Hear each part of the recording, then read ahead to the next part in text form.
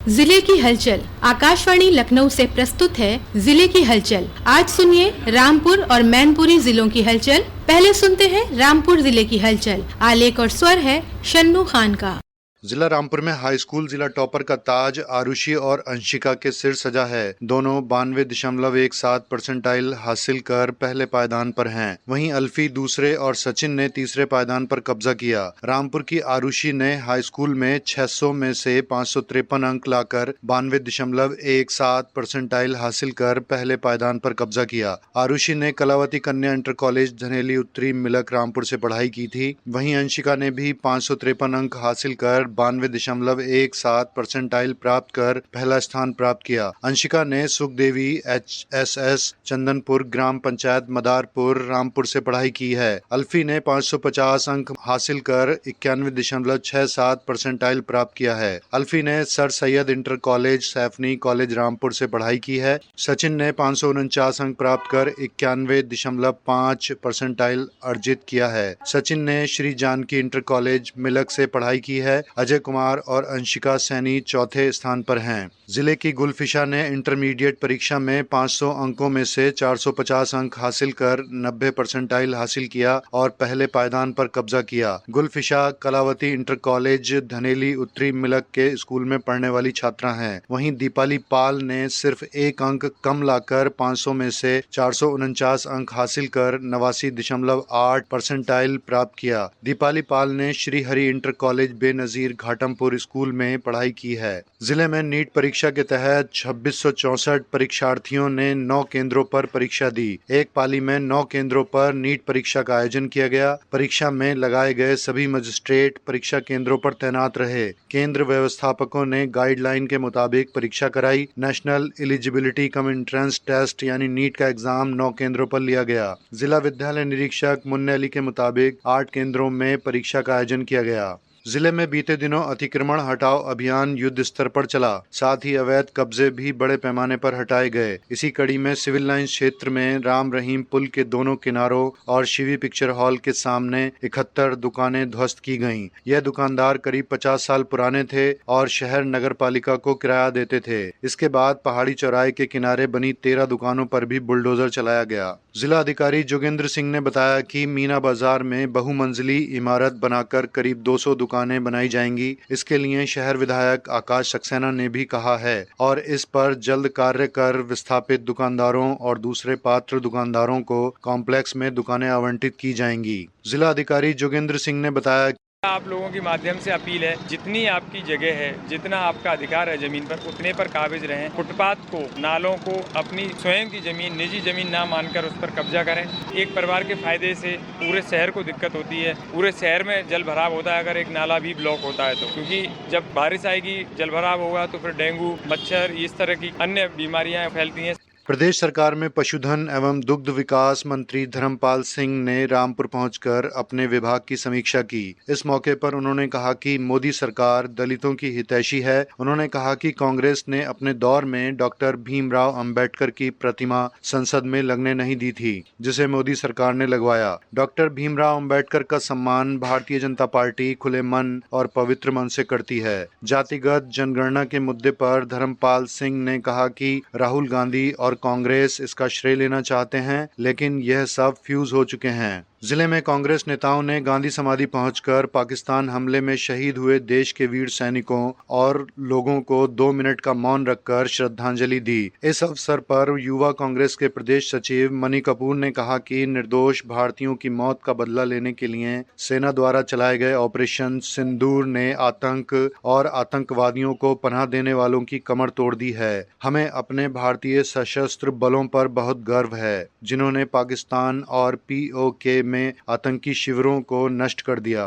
रामपुर में पूर्व केंद्रीय कैबिनेट मंत्री एवं वरिष्ठ भाजपा नेता मुख्तार अब्बास नकवी ने शंकरपुर स्थित अपने आवास पर भाजपा कार्यकर्ताओं को संबोधित किया। मुख्तार अब्बास नकवी ने कहा कि देश की इस आवाज के साथ प्रधानमंत्री नरेंद्र मोदी के नेतृत्व में भारतीय सुरक्षा बलों ने आतंकवाद के गुलिस्तान को उसका कब्रिस्तान बना दिया। मुख्तार अब्बास नकवी ने कहा जिन दहशतगर्दों ने बहनों का सुहाग उजाड़ा है, आज उनका साम्राज्य जल रहा है। आज पाकिस्तान आतंकवाद की एक ऐसी फैक्ट्री बन गया है कि टुकड़े टुकड़े होना मानवता के हित में भी है और किसी भी मुल्क के हित में है। जो आज आतंकवाद है वो केवल मेरे मुल्क की प्रॉब्लम नहीं है, बल्कि संपूर्ण मानवता की प्रॉब्लम है।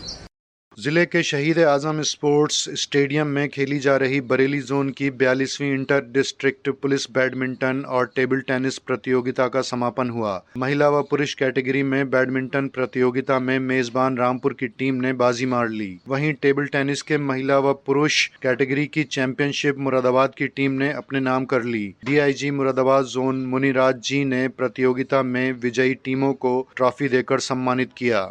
रामपुर जिले की हलचल के बाद आइए सुनते हैं मैनपुरी जिले की हलचल। आलेख और स्वर है नीरज कुमार शर्मा का।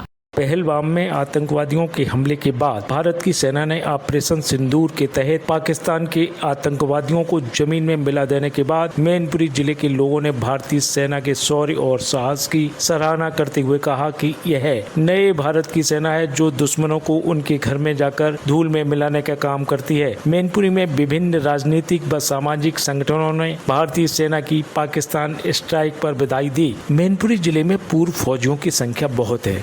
बहुत से तो फौजी ऐसे हैं जिन्होंने 1962, 1965 व 1971 के युद्धों में भाग लिया है। ऑपरेशन सिंदूर के बाद मैनपुरी के पूर्व फौजी जोश में हैं और कह रहे हैं कि सरकार आदेश करे, हम सीमा पर जाने को अभी भी तैयार हैं। उत्तर प्रदेश के मुख्यमंत्री योगी आदित्यनाथ द्वारा गरीबों और कमजोरों की जमीन पर कब्जा करने वालों के विरुद्ध कड़ी कार्रवाई करने के निर्देश अधिकारियों को लगातार दिए जाते रहे हैं। शासन के निर्देशों का अनुपालन करते हुए जिलाधिकारी अंजनी कुमार सिंह ने संपूर्ण समाधान दिवस के अवसर पर तहसील भोगांव में जन शिकायतें सुनने के दौरान जगत नगर मोहल्ला के निवासी सूबेदार सिंह के शिकायती प्रार्थना पत्र के माध्यम से बताया गया कि उसे 1976 में गाटा संख्या 862 में 4 बीघा का पट्टा आवंटित हुआ था। तब से उक्त भूमि पर लगातार काबिज रहा। अगस्त 2021 में किसी फर्जी व्यक्ति को खड़ा कर उक्त गाटा संख्या का वंदना देवी को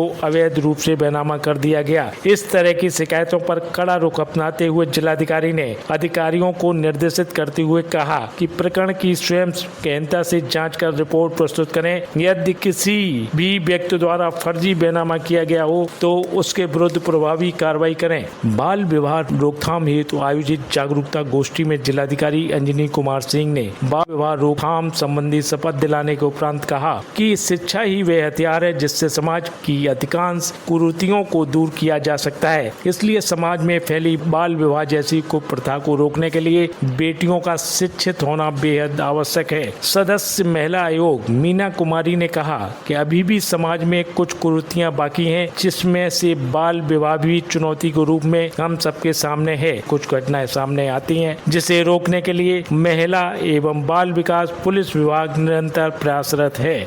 जिलाधिकारी अंजनी कुमार सिंह ने जिला स्तरीय निर्यात प्रोत्साहन समिति उत्तर प्रदेश टूरिज्म पॉलिसी की बैठक में कहा कि प्रदेश सरकार ने टूरिज्म यूनिट संबंधी गतिविधियों में अनुदान सब्सिडी का प्रावधान किया है। पर्यटन विभाग द्वारा hotel, dhaba, water park, adventure park, resort, convention centre आदि की स्थापना पर सरकार द्वारा 25% महिला, अनुसूचित जाति जनजाति हेतु 30% की कैपिटल सब्सिडी का प्रावधान किया गया है। जिलाधिकारी अंजनी कुमार सिंह ने नगर की जीवनदायिनी ईसन नदी के किनारे अवैध अतिक्रमण, नदी में नालों के माध्यम से पहुंच रही गंदगी, नदी की साफ सफाई को लेकर जिला गंगा समिति की बैठक में विगत कई महीनों से लगातार संबंधित अधिकारियों को निर्देशित कर रहे हैं, लेकिन संबंधित अधिकारियों द्वारा कोई प्रभावी कार्रवाई न करने पर उन्होंने पीपरा घाट जेल चौराहे के समीप बने पुल एवं महाराजा तेज सिंह चौक बी मार्ट के समीप ईसन नदी पुल पर नदी की स्थिति का जायजा लेते हुए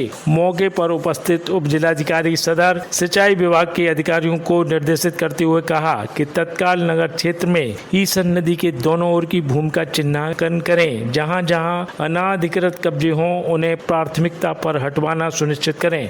ये था आकाशवाणी लखनऊ के क्षेत्रीय समाचार एकांश द्वारा प्रस्तुत जिले की हलचल का आज का अंक।